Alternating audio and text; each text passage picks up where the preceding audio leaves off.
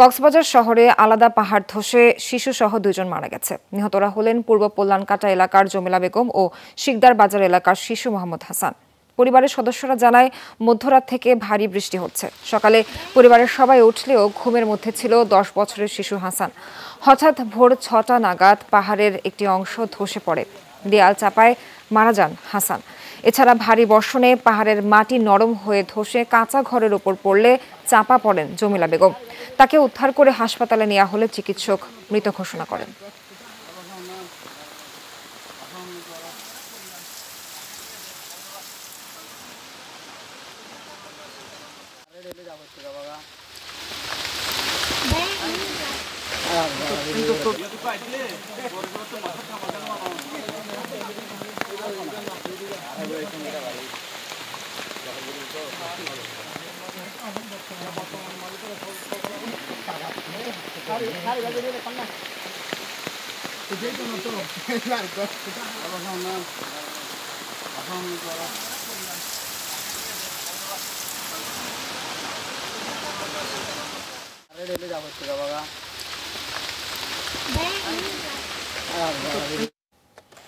কক্সবাজার পৌরসভার 6 ও 7 নং ওয়ার্ডে পাহাড় ধসে 2 জনের মৃত্যু হয়েছে। এই বিষয়ে আরও জানাতে যুক্ত হচ্ছেন সহকর্মী এহসান আল কুতুবী। এহসান, ঝুঁকিপূর্ণ বসবাসকারীদের কি সরানো হচ্ছে, আর এই বিষয়ে আপনার কাছে সবশেষ কি তথ্য আছে আমাদের দর্শকদের জানান। আসলে কক্সবাজার পৌরসভায় আমরা এর আগেও কিছুদিন আগে কিন্তু পাহাড় ধসের ঘটনা দেখেছি, কিন্তু এর আগে এবং পরে কক্সবাজার পৌরসভার পক্ষ থেকে কাউন্সিলররা বারবার পাহাড় ধসে যারা ঝুঁকিপূর্ণ এলাকায় বসবাস করছে তাদেরকে সরিয়ে দেওয়ার জন্য বারবার চেষ্টা করে এবং আশ্রয় কেন্দ্রেও নিয়ে যায়, কিন্তু কে শুনে কার কথা। এমনকি পাহাড় ধসের যে আশঙ্কা থাকে তারপরেও কিন্তু অনেকেই ঘর বাড়ি ছেড়ে যেতে চায় না, এটি আমাদেরকে বলছিলেন। স্থানীয় কাউন্সিলর এখানে আছেন, আমি একটু তার কাছ থেকে শুনতে চাই, যদি একটু বলতেন আসলে কেন সরানো যাচ্ছে না তাদেরকে।